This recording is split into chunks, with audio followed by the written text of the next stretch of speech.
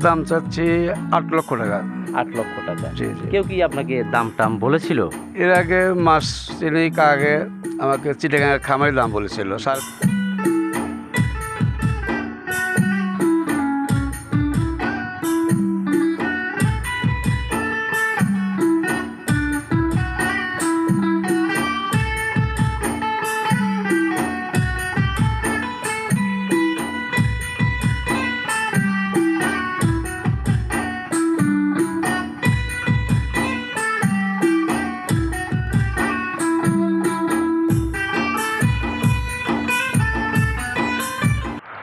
আসসালামু আলাইকুম। বিএল টিভিতে সবাইকে স্বাগতম। দেশ দেশের বাইরে যে সকল কৃষক ভাই রয়েছেন, খামারি ভাই, প্রান্তিক খামারি ভাইরা রয়েছেন, সবাইকে জানাই অনেক অনেক ভালোবাসা, শুভেচ্ছা, অভিনন্দন। প্রিয় বন্ধুরা, আজকে এসেছি সিরাজগঞ্জ জেলার উল্লাপাড়া থানার এই সদর ইউনিয়ন এই বাকুয়া গ্রামে। আর আজকে এসেছি রফিক কাকার এই প্রান্তিক গরুর খামারে এসেছি।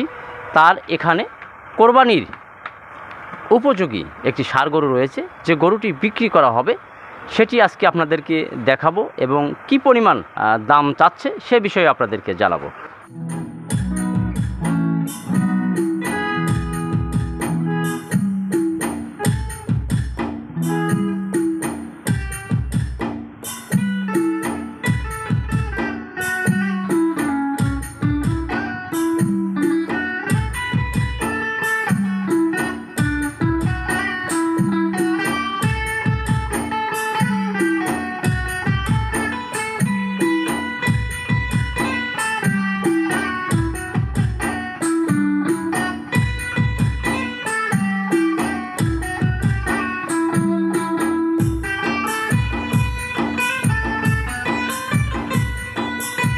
আসসালামু আলাইকুম রফিক কাকা।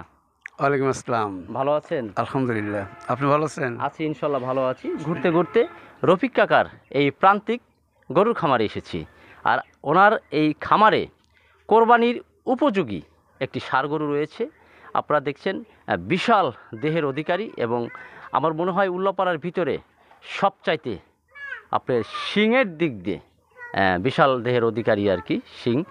তে কাকা, আপনার কাছে জানতে চাই যে গরুটির ওজন কতটুকু হতে পারে? 1 ton up. 1 ton up. 1 ton up আছে। আচ্ছা, এই যে গরু প্রচণ্ড গরম, গরুকে কি খাইয়েছেন? সব ন্যাচারাল খাবার।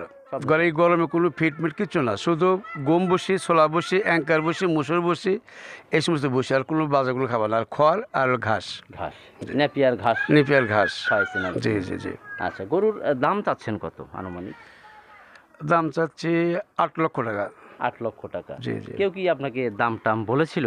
এর আগে মাস তিনেক আগে আমাকে চিটাগাঙের খামারের দাম বলেছিল 6.5 লক্ষ টাকা দাম বলেছিল। 6.5 লক্ষ টাকার দাম বলেছিল? হ্যাঁ, আপনি 4 বিক্রি করেন মাস নাই? তারিখ আগে। জি না, বিক্রি করে নিয়ে আমি। আচ্ছা, যে আশা ছিল যে আল্লাহর বলতে ভালো দামে কোরবানির ভিতরে বিক্রি করবো আর কি। কোরবানির ভিতরে জি বিক্রি জি করবেন জি। আর কি।